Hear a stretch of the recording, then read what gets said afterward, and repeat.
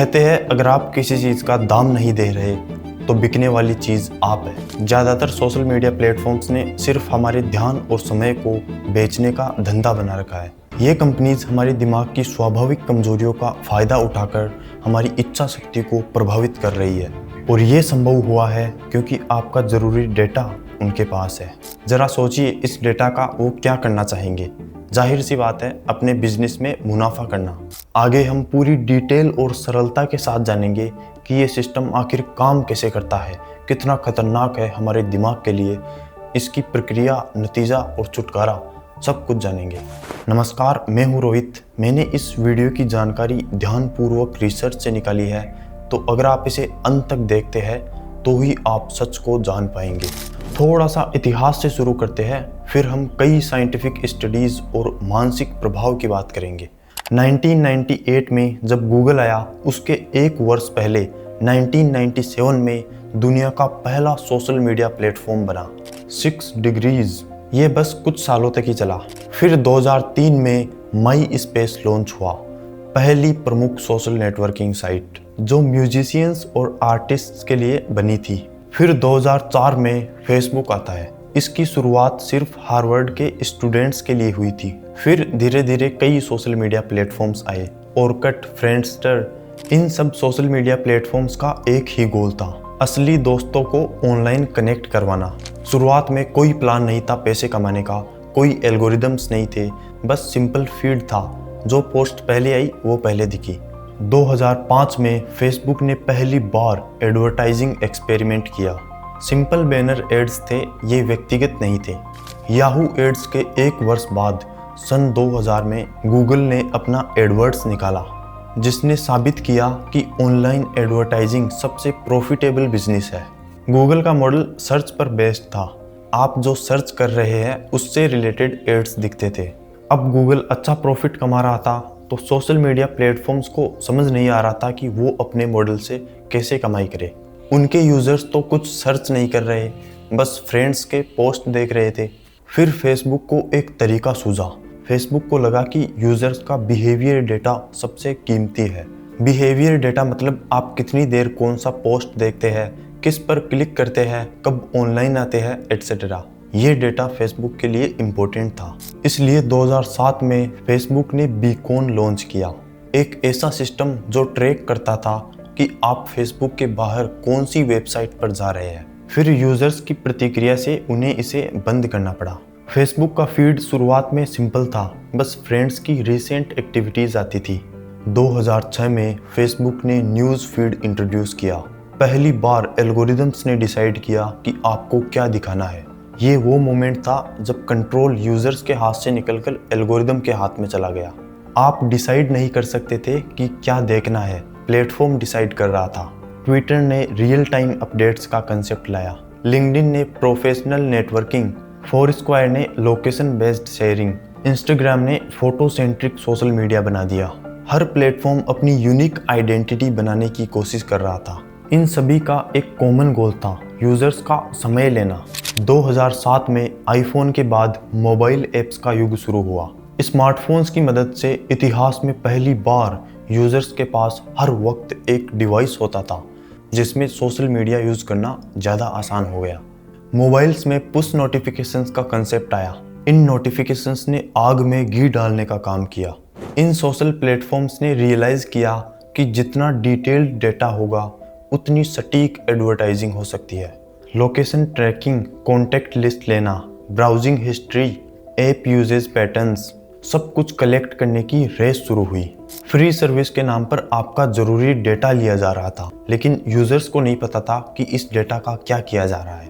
Western countries को घेरने के बाद इन प्लेटफॉर्म्स ने डेवलपिंग कंट्रीज़ पर फोकस किया। India, south east Asia, Latin America, यहाँ फेसबुक ने फ्री बेसिक्स जैसे प्रोग्राम्स लॉन्च किए। इंटरनेट फ्री में देने के बहाने अपना यूज़र बेस बढ़ाया। रेगुलेटरी इन देशों में कमज़ोर था, इसलिए एक्सपेरिमेंट्स करना भी आसान था। सिंपल क्रमानुसार feeds complex machine learning algorithms में कन्वर्ट हो गए, हर यूज़र के लिए पर्सनलाइज्ड एक्सपीरियंस। यह था इतिहास, अब देखते हैं कि इस सिस्टम ने आपके दिमाग के साथ क्या किया है। 2012 में फेसबुक ने करीब 7 लाख यूजर्स पर एक सीक्रेट एक्सपेरिमेंट किया। बिना उनकी परमिशन के उन्होंने जानबूझकर कुछ लोगों के न्यूज़ फीड में नेगेटिव कंटेंट बढ़ाया और कुछ में पॉजिटिव। रिजल्ट आने पर पता चला जिन लोगों को नेगेटिव कंटेंट दिखाया गया वे बाद में डिप्रेसिंग पोस्ट करने लगे।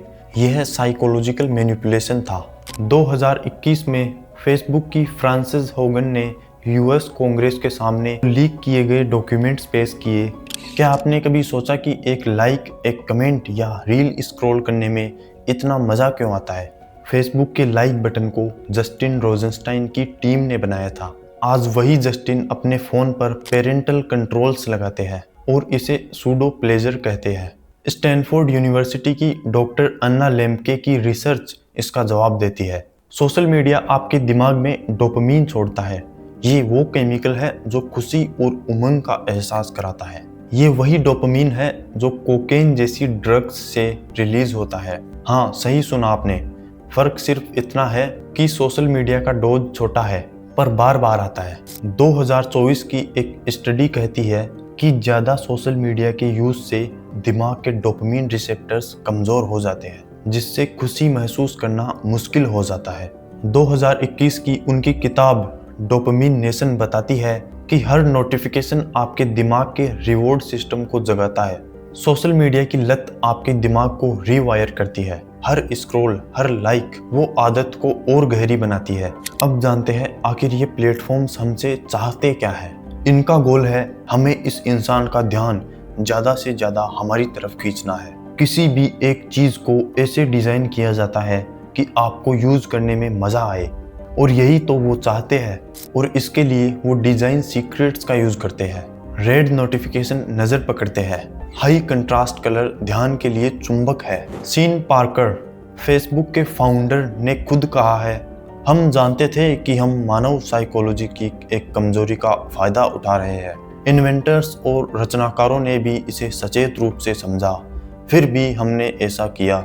दरअसल उनके पास सुपर कंप्यूटर्स है और हज़ारों इंजीनियर्स जिनका मकसद कुछ अलग ही है। वहाँ दूर दूर तक सिर्फ कंप्यूटर्स नज़र आते हैं जो कि आपस में जुड़े हुए हैं, जिनमें कई पेचीदा प्रोग्राम्स चलाए जाते हैं। वहाँ के सुपर कंप्यूटर्स ही आपकी जानकारी का लेन देन करते हैं। एक तरीके से हमारा सारा बिहेवियर डेटा ऐसी मशीनों को दिया जाता है जिनमें कोई इंसानियत नहीं बल्कि एल्गोरिदम्स है, जिनमें कई एल्गोरिदम्स इतने पेचीदा है कि उन्हें इंटेलिजेंस का नाम दिया जाता है। एल्गोरिदम्स बिजनेसेस के लिए डिज़ाइन किए जाते हैं तो उनका मकसद मुनाफा होता है, और इनके ज़रिए वो कंप्यूटर्स को एक मकसद देते हैं जिसे पूरा करने के लिए कंप्यूटर खुद तरीके सीखता है, जिसे कहते हैं मशीन लर्निंग। इस टेक्नोलॉजी के ज़रिए मशीन आपके डेटा को खाती है और दिन ब दिन माहिर बनती जाती है। यूनिवर्सिटी ऑफ कैलिफोर्निया के रिसर्चर्स ने पाया कि हैवी सोशल मीडिया यूज़र्स को किताब पढ़ने में, कन्वर्सेशंस में या प्रोडक्टिव वर्क में वो मज़ा नहीं आता जो पहले आता था, क्योंकि उनका ब्रेन अब इंस्टेंट ग्रेटिफिकेशन का आदी हो गया है। रटजर्स यूनिवर्सिटी के डॉक्टर मोरिसियो डेलगाडो ने fMRI स्कैन्स के थ्रू प्रूव किया कि जब आपको लाइक मिलता है तो आपका न्यूक्लियस अकम्बेंस एक्टिवेट होता है। यह ह्यूमन ब्रेन का वो हिस्सा है जो गैम्बलिंग के जैकपॉट या कोकेन के हिट पर एक्टिवेट होता है। लेकिन इससे भी डरावनी बात, यह वेरिएबल रेशियो रीइंफोर्समेंट शेड्यूल पर बेस्ड है, क्योंकि इन डिज़ाइंस को साइकोलॉजिस्ट, बिहेवियरल साइंटिस्ट और न्यूरो साइंटिस्ट के द्वारा तय किया जाता है। आप ऊपर स्क्रॉल कीजिए, रिफ्रेश कीजिए, फिर आपको एक साउंड, एनिमेशन एंड वाइब्रेशन के साथ कुछ नई चीज़ देखने को मिलेगी। आपको लगता है कि आप चूज करते हैं कि आपको क्या देखना है। इसकी सजेशन फेसबुक द्वारा दी जाती है। वो वही ज़्यादा दिखाएगा जिन पर आपका क्लिक करने का सबसे ज़्यादा चांस है। कुछ इस प्रकार उन सुपर कंप्यूटर्स में कॉम्प्लेक्स और AI एल्गोरिदम्स हिसाब लगाते हैं कि किस यूज़र को क्या दिखाना है जिस पर वो इंटरेक्ट कर सके। फेसबुक तो इस हद तक नोटिफिकेशन भेजता है जिनका कोई मतलब नहीं। Your friend commented on summon else's photo, someone you might know just updated there profile picture, 5 people liked A page you don't follow. ये बिल्कुल यूजलेस है। सीन पार्कर ने वॉल स्ट्रीट जर्नल को इंटरव्यू में कहा, थॉट प्रोसेस यह था, हम आपका ज़्यादा से ज़्यादा समय और कॉन्शियस ध्यान कैसे ले सकते हैं। यह एक सोशल वैलिडेशन फीडबैक लूप है जो मानव साइकोलॉजी की एक कमजोरी का फायदा उठाता है। नतीजा यह होता है, रियल वर्ल्ड अचीवमेंट्स से सेटिस्फेक्शन नहीं मिलती, हर बार बड़े डोपामिन हिट की जरूरत होती है। इंडिया में यंग क्रिएटर्स भी ट्रैप में फंस रहे हैं। हर समय कंटेंट बनाने का प्रेशर, लाइक्स के लिए बेअकल हरकतें करना, ये सीधा दिमाग पर दुष्प्रभाव है। सवाल है, इसका जिम्मेदार कौन है? गूगल के डिजाइन एथिसिस्ट ट्रिस्टन हैरिस की लीक हुई presentation how technology is hijacking your minds weaknesses ने 10 से ज्यादा साइकोलॉजिकल ट्रिक्स रिवील की जिनसे यूजर्स को जानबूझकर मैनिपुलेट किया जाता है। इसका असर आपकी हर एक्टिविटी पर पड़ता है। जब आप फैमिली के साथ बैठे हैं और फोन में बिजी है तो आप हाजिर नहीं है। आपके दिमाग का प्रीफ्रंटल कॉर्टेक्स जो फोकस और डिसीजन मेकिंग को हैंडल करता है, वह कॉन्स्टेंटली कॉन्टेक्स्ट स्विचिंग कर रहा है। हर बार जब आप फोन चेक करते हैं और वापस काम पर जाते हैं तो आपके ब्रेन को रीफोकस होने में एवरेज 23 मिनट्स लगते हैं।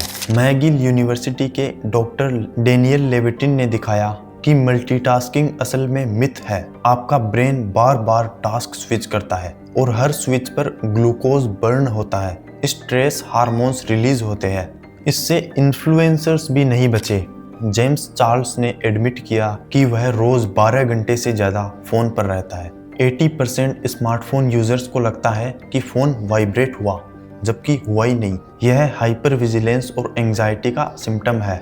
सबसे बड़ी बात यह है कि सिर्फ पिछले कुछ दशकों में ही इस टेक्नोलॉजी को चलाने की प्रोसेसिंग पावर का इतनी तेजी से विकास हुआ है जितना मनुष्यों के इतिहास में कभी किसी चीज का नहीं हुआ। कुछ लोग कहते हैं हम इनके साथ ढलना सीख जाएंगे, मगर जितनी तेजी से इनका विकास हो रहा है उतना तो मनुष्यों के दिमाग और शरीर का भी नहीं हो रहा। सोशल मीडिया कंपनीज अपने मुनाफे के लिए लगातार यूजर्स पर छोटे छोटे टेस्ट करती रहती है। सीन पार्कर अपने बच्चों को सोशल मीडिया यूज नहीं करने देता।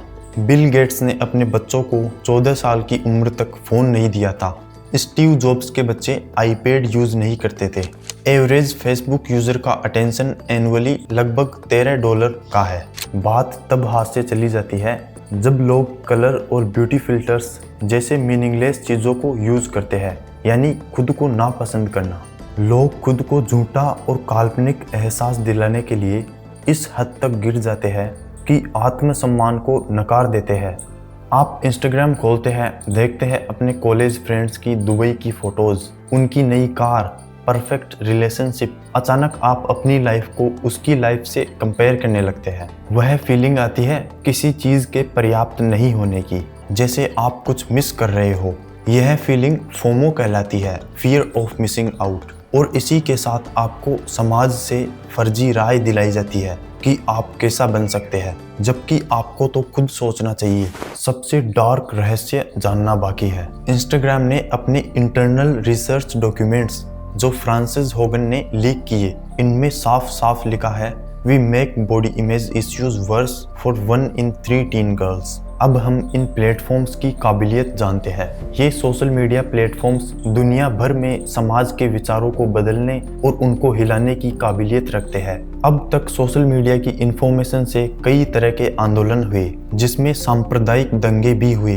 इन कंपनीज के अपने ही रिसर्चर्स ने पाया कि इंस्टाग्राम का इस्तेमाल टीन एजर्स में डिप्रेशन, एंजाइटी और सुसाइडल थॉट्स को बढ़ाता है। लेकिन इस रिसर्च को 3 साल तक छुपाकर रखा गया। MIT की डॉक्टर सेरी टैकल की 15 साल की स्टडी दिखाती है कि सोशल मीडिया जनरेशन में एम्पैथी लेवल्स 48% तक गिर चुके हैं। हम धीरे धीरे इमोशनली डिस्कनेक्ट हो रहे हैं। YouTube के फॉर्मर एम्प्लॉयज ने रिवील किया कि रिकमेंडेशन एल्गोरिदम जानबूझकर कंट्रोवर्शियल और एक्सट्रीम कंटेंट प्रमोट करता है, क्योंकि यही सबसे ज्यादा वॉच टाइम जनरेट करता है। यहाँ तक कि YouTube की CEO सुसैन वोज्की ने कांग्रेसनल हियरिंग में एडमिट किया, our recommendation systems can sometimes lead users to problematic content. लेकिन इसके बावजूद सिस्टम को बदला नहीं गया। पॉलिटिकल पार्टीज अब एल्गोरिदम्स और साइकोलॉजिकल डेटा का इस्तेमाल करके लोगों को माइक्रो टारगेट करती है।